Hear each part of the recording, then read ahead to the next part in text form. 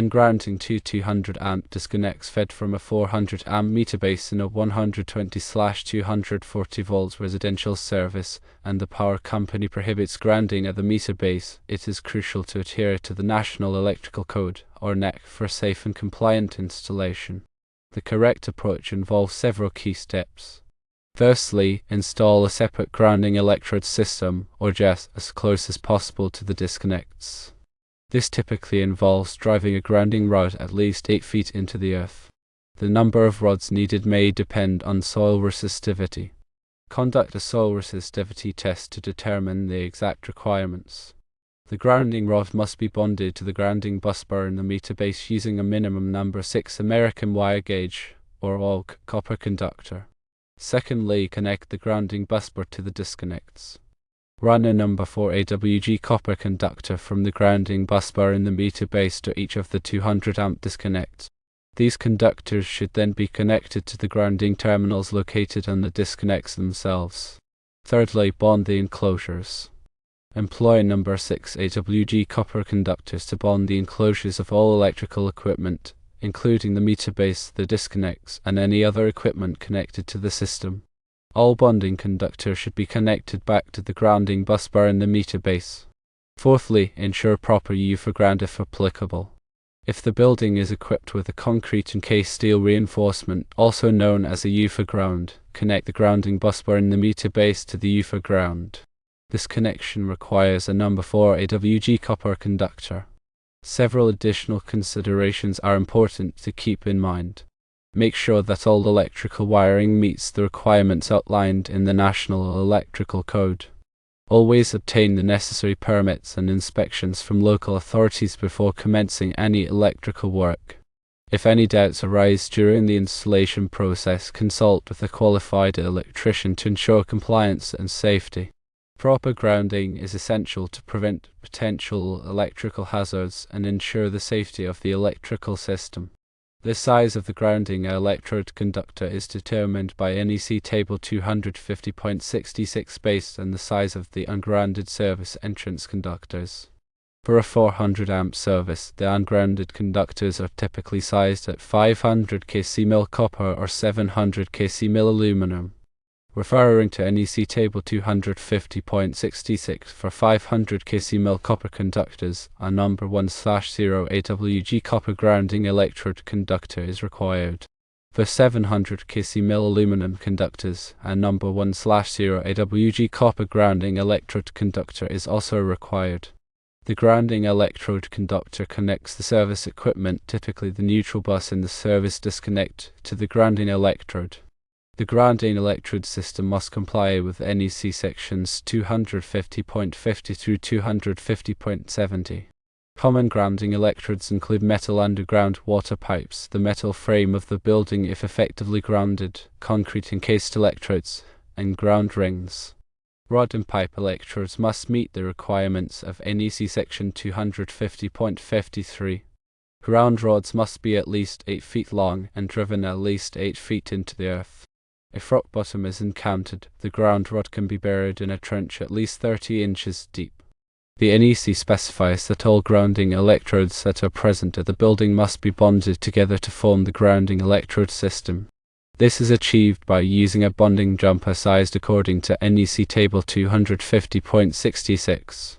This equipotential plane ensures that all electrodes are at the same potential, minimizing the risk of voltage differences and potential ground loops.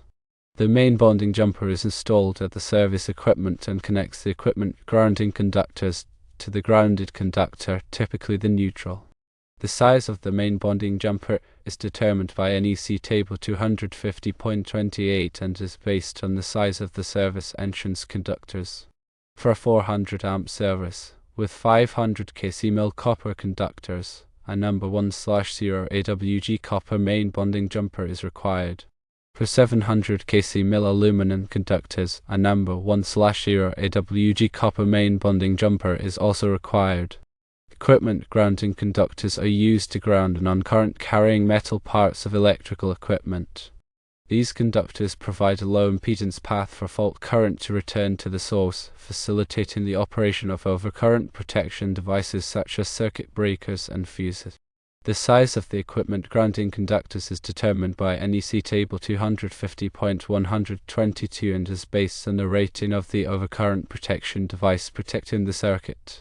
For a 200 amp circuit, a number 6 AWG copper equipment grounding conductor is required. All metal enclosures, such as the meter base and disconnect enclosures, must be bonded together and connected to the equipment grounding conductor. This ensures that all metal parts are at the same potential, minimizing the risk of electric shock.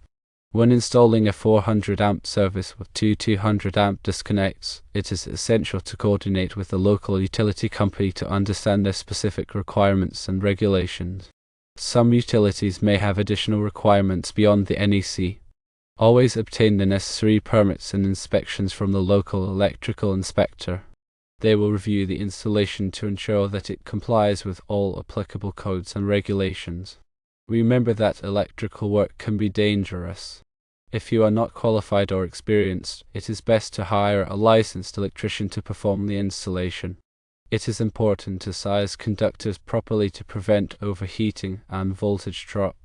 Conductors must be sized according to NEC Table 310.16, based on the ampacity of the circuit and the type of insulation. Overcurrent protection devices, such as circuit breakers and fuses, must be properly sized to protect the conductors and equipment. Circuit breakers and fuses must be rated for the voltage and current of the circuit. All electrical connections must be made properly using approved connectors and methods. Loose or corroded connections can cause overheating and create a fire hazard. Grounding and bonding are critical for electrical safety. Proper grounding and bonding provide a low impedance path for fault current to return to the source, minimizing the risk of electric shock and equipment damage. Always follow the NEC and local codes when installing electrical equipment. The NEC is updated every 3 years, so it is important to use the latest edition. Consult with a qualified electrician or electrical engineer if you have any questions or concerns about electrical installations. Ensuring a safe and compliant electrical system is paramount to protecting people and property from electrical hazards. In summary, to properly ground two 200 amp disconnects fed from a 400 amp meter base where the power company doesn't allow grounding at the meter, you must install a separate grounding electrode system, connect the grounding busbar to the disconnects, bond all enclosures, and ensure a proper UFO ground connection if applicable.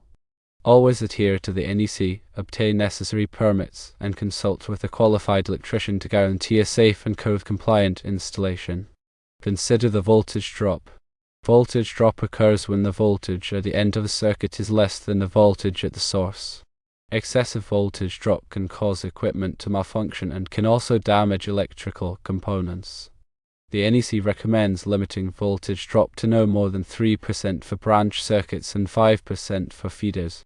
To minimize voltage drop, use the correct conductor size for the length of the circuit and the amount of current it will carry. Also, ensure that all connections are tight and corrosion-free. Surge protection is also very important. Electrical surges can damage sensitive electronic equipment. Surge protective devices, or SPDs, can protect equipment from surges by diverting the excess voltage to ground. SPD should be installed at the service entrance and at any other locations where sensitive equipment is connected. Arc fault circuit interrupters, or size, are designed to protect against arc faults, which are a common cause of electrical fires. A size can detect arc faults and quickly shut off the power to the circuit, preventing a fire. The NEC requires a size to be installed in all branch circuits that supply bedrooms, living rooms, dining rooms, family rooms, and other similar areas. Ground fault circuit interrupters, or GFCIs, are designed to protect against ground faults, which can cause electric shock. GFCIs can detect ground faults and quickly shut off the power to the circuit, preventing an electric shock. The NEC requires GFCIs to be installed in all wet locations, such as bathrooms, kitchens, and outdoor areas. When working with electrical equipment, always use proper personal protective equipment, or PPE. PPE can protect you from electric shock, burns, and other injuries. Common PPE includes safety glasses, rubber gloves, and insulated tools. Always de-energize electrical circuits before working on them. Use a voltage tester to verify that the circuit is de-energized before you begin work. Lockout-tagout procedures should be followed to prevent the circuit from being accidentally re-energized while you are working on it. Never work on electrical equipment in wet conditions. Water can conduct electricity and can increase the risk of electric shock. If you must work in wet conditions, use extreme caution and wear appropriate PPE. Be aware of overhead power lines when working outdoors. Maintain a safe distance from overhead power lines to avoid contact. Contact with overhead power lines can be fatal. Regularly inspect electrical equipment for damage. Damaged equipment can be a safety hazard. Replace any damaged equipment immediately. Do not attempt to repair damaged equipment unless you are qualified to do so. Keep electrical panels and equipment clear of obstructions.